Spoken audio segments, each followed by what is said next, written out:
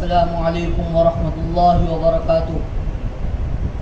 الحمد للہ رب العالمین والصلاة والسلام علی سید الانبیاء والمرسلین وعلی آلہ واصحابہ اجمعین، اما بعد فاعوذ باللہ من الشیطان الرجیم، بسم اللہ الرحمن الرحیم، وما ارسلناک الا رحمۃ للعالمین، صدق اللہ العظیم۔ آئے دنیا میں بہت پاک مکرم بن کر، آئے دنیا میں بہت پاک مکرم بن کر، کوئی آیا نہ مگر رحمت عالم بن کر۔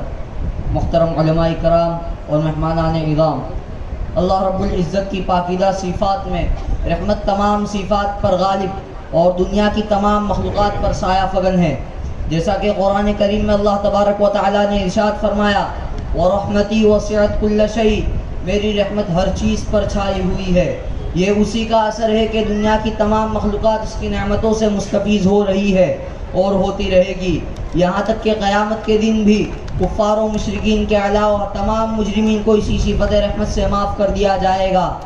تو جس طرح اللہ تعالیٰ کی صفات میں صفت رحمت سب پر غالب ہے، اسی طرح ہمارے آقا جناب محمد الرسول اللہ صلی اللہ علیہ وسلم کے مقدس اوصاف میں رحمت کا وصف بھی تمام اوصاف پر غالب ہے۔ اگرچہ حق تعالیٰ نے آپ کو مختلف اوصاف سے متصف فرما کر مبعوث فرمایا اور ہر وصف آپ کی کسی نہ کسی خوبی و کمال ہی کا مظہر ہے، لیکن آپ کا رحمت للعالمین ہونا ایک ایسا منفرد اور مخصوص وصف ہے جو تمام اوصاف کا جامع ہے۔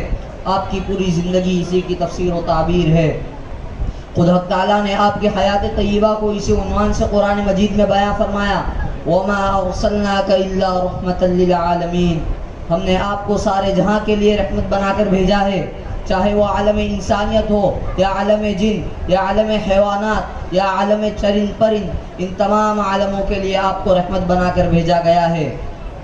محترم عزیزو، انسانوں کے لیے رحمت تو اس طرح ہوئے کہ آپ فیضان ربانی اور انعامات خداوندی کے لیے واسطہ اور دریا بنے۔ آپ پورے عالم انسانیت کے لیے ایک مشعل کامل بن کر آئے اور انسانی زندگی کے تمام پہلوؤں کی رہنمائی فرمائی۔ انسان کی پیدائش سے لے کر وفات تک اور وفات کے بعد پھر حیات تک اور حیات ثانیہ سے لے کر حیات جاودانی تک، وہ کون سا پہلو اور کون سا شعبہ ہے جس کی آپ نے پوری رہنمائی نہ کی ہو؟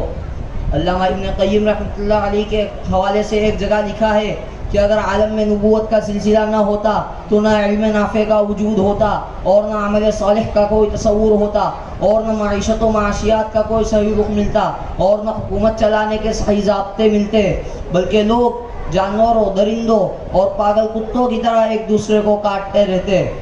ویسے ہی آپ کی ذات بابرکت جانوروں کے لیے بھی رحمت ہے۔ مختلف احادیث میں آپ نے جانوروں کے ساتھ نرمی اختیار کرنے کا حکم دیا۔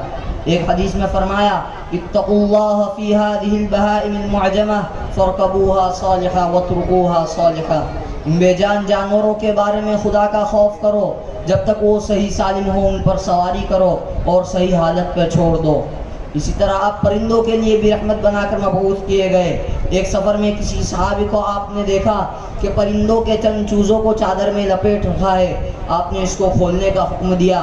جب کھولا گیا تو ان چوزوں کے ساتھ اس کی ماں بھی بیٹھی ہوئی تھی۔ یہ منظر دیکھ کر آپ نے فرمایا، اللہ تعالیٰ اپنی مخلوق پر ان چوزوں کی ماں سے بھی زیادہ مہربان ہے۔ پھر آپ نے حکم دیا کہ جاؤ اس پرندے کو ان چوزوں کے ساتھ وہیں چھوڑ آؤ جہاں سے پکڑا ہے۔ محترم عزیزو، اسی طرح کے اور بھی کئی واقعات ہیں جن سے واضح طور پر معلوم ہوتا ہے کہ آپ سارے جہاں کے لیے رحمت بنا کر بھیجے گئے ہیں۔ اب اس رحمت کا تقاضا یہ ہے کہ ہم اس رحمت کے پیغام کو عام کرنے میں حصہ لیں اور اہم کردار ادا کریں۔ محترم سامعین، حکیم الاسلام قاری محمد طیب صاحب رحمۃ اللہ علیہ ایک جگہ فرماتے ہیں کہ اللہ تعالیٰ کا ایک عظیم ہدیہ جو بندوں کو ملا وہ رسول اکرم صلی اللہ علیہ وسلم کی ذات بابرکت ہے۔ رسول اکرم صلی اللہ علیہ وسلم کے بنیادی طور پر 3 حقوق ہیں جن کا ادا کرنا ہر مسلمان کے لیے ضروری ہے۔ ایک عظمت، دوسری محبت اور تیسری متابعت۔ عظمت یہ کہ آپ کو اتنا بڑا جانا اور سمجھا جائے کہ کائنات میں آپ سے بڑھ کر کوئی ہستی نہیں۔ دوسری چیز محبت ہے، اگر محبت نہیں ہوگی تو ایمان نصیب نہیں ہوگا، آپ صلی اللہ علیہ وسلم کا یہ حق ہے کہ ہم آپ سے محبت کریں۔ محبت کا خاصہ یہ ہے کہ فقط محبوب ہی پیارا نہیں ہوتا، اس کی ادائیں بھی پیاری ہوتی ہے۔ اسی طرح ہمیں آپ سے بھی محبت ہو اور آپ کی سنتوں سے بھی محبت ہو، آپ کی طرز زندگی کے علاوہ ہمیں کوئی طریقہ پسند ہی نہ آئے۔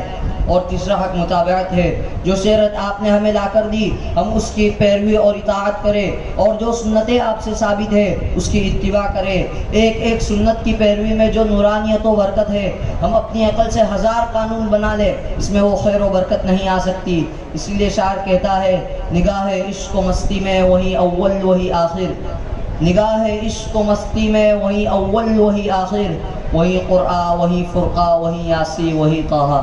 اللہ تعالیٰ ہم سب کو آپ صلی اللہ علیہ وسلم سے بے انتہا محبت عطا فرمائے اور آپ کی سنتوں کی پابندی کی توفیق عطا فرمائے۔ آمین۔ وآخر دعوانا ان الحمد للہ رب العالمین۔